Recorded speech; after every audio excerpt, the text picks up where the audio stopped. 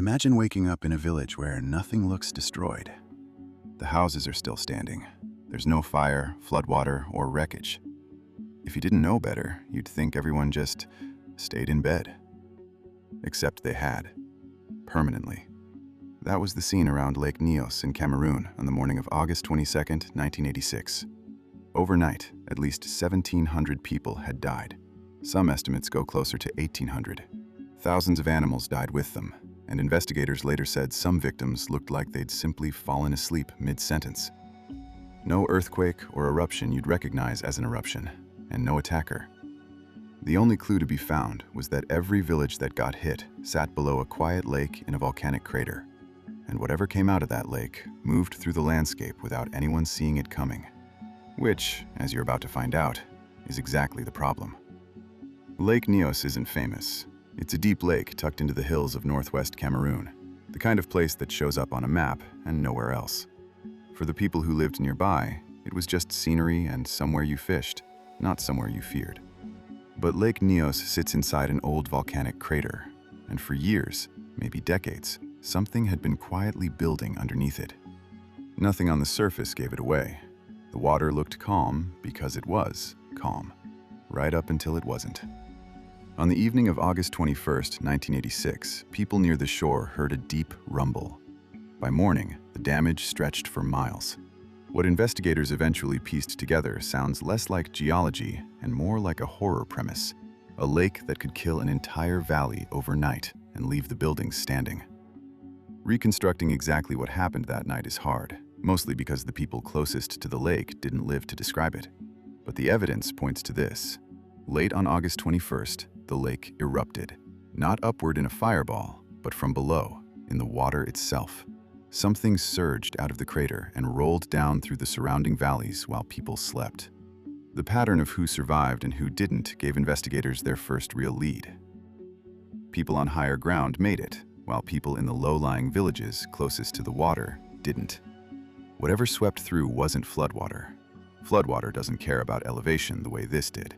It moved like a liquid finding its level. It moved like air. Which is, it turns out, exactly what it was. Lake Nyos had released a massive cloud of carbon dioxide. That might sound almost anticlimactic. CO2 is something you exhale right now without a second thought. But concentrated enough, it doesn't need to be toxic in the traditional sense. It just needs to push the oxygen out of the way. And once it does that, breathing stops being an option, whether or not you know why. The gas rolled downhill through the valleys, and because it's heavier than normal air, it didn't disperse. It pooled, like water finding the lowest point in a room. Colorless, odorless, no warning shot. You'd get dizzy, then weak, then unconscious, in roughly that order and roughly that fast, often before you understood there was anything to be afraid of. Today, this kind of event has a clinical name, a limnic eruption, which is a very calm term for something this violent. But naming it doesn't answer the harder question. How does a lake end up loaded with that much gas in the first place?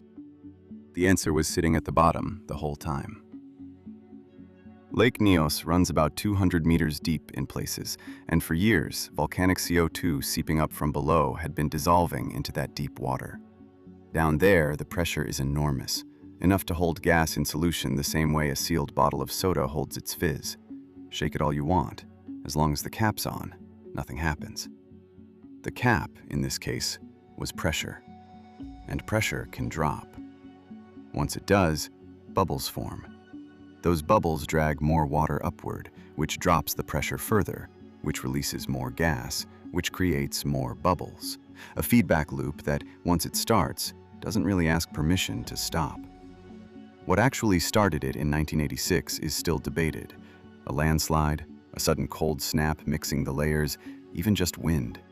Scientists genuinely don't agree. What they do agree on is that once it began, the lake essentially uncorked itself, releasing somewhere between a tenth and a full cubic kilometer of gas in the space of hours. And because that gas was heavier than air, it didn't rise and vanish. It went looking for the lowest ground it could find, which, unfortunately, is exactly where people build villages. Most disasters give you something to run from. A fire lights up the sky. A flood is loud. This one didn't. The cloud moved down the valleys below the lake and settled into the low ground, invading homes, fields, and livestock pens, quietly replacing the air people needed to survive. A few meters of elevation was sometimes the entire difference between living and not. Not skill or warning, altitude. Most people were asleep. Others were likely overcome in minutes, with no real chance to register what was happening. It's an uncomfortable thing to sit with. The shape of the land itself decided who the gas reached first. By the time the sun came up, the scale of it was undeniable.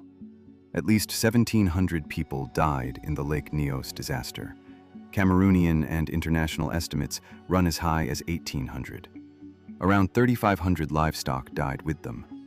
In some villages, there was almost no one left to bury the dead. What made it worse, in a strange way, was how undamaged everything looked. Homes were standing, belongings were untouched. It didn't look like the aftermath of a catastrophe. It looked like a town that had simply stopped, mid-motion, for no visible reason. Several hundred survivors needed hospital treatment. Some accounts put the number closer to 800, many after hours unconscious, waking to find out who hadn't made it. For the people who lived through it, this was never a science story.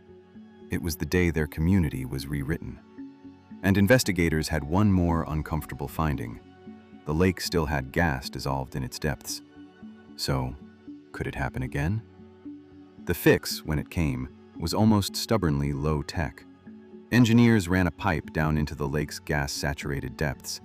Water rises through it, pressure drops as it climbs, and CO2 fizzes out in a controlled fountain at the surface, instead of building up in secret for another 30 years. It's essentially the world's slowest, safest way to shake a soda bottle open. The first pipe went in 2001. More have been added since, and research suggests the system has cleared out most of the dangerous gas layer that built up before 1986. That doesn't mean Lake Nyos gets to be forgotten about. It's still monitored. But the lake went from a hidden threat to a managed one, which is about as good an ending as this kind of story gets. And Lake Nyos isn't the only lake that's made scientists nervous. On the border of Rwanda and the Democratic Republic of the Congo sits Lake Kivu, much bigger than Nyos, and its deep water holds both CO2 and methane, which is flammable on top of everything else. Millions of people live along its shores, so this isn't an academic concern. Current research shows no sign that Kivu's gas levels are rising towards some imminent eruption. It's actively monitored, and the methane is even being extracted on purpose under controlled conditions to generate electricity. Lake Kivu is a real hazard. It's also a studied, managed one, largely because of the lessons paid for at Lake Nyos. Lake Nyos is a reminder that the most dangerous events in nature don't always announce themselves. No lava, flood, or siren, just a calm lake, an invisible cloud, and a handful of villages with no way of knowing what was already on its way down the hillside toward them. Lake Nyos is safer today because people studied exactly what went wrong, but it's still one of the strangest, most unsettling entries in modern disaster history. Proof that sometimes the line between an ordinary night and a catastrophe isn't something you'd ever see coming. If this one got under your skin the way it got under mine, subscribe. This channel is built on stories exactly like it. And let me know in the comments, had you heard of Lake Nyos before today?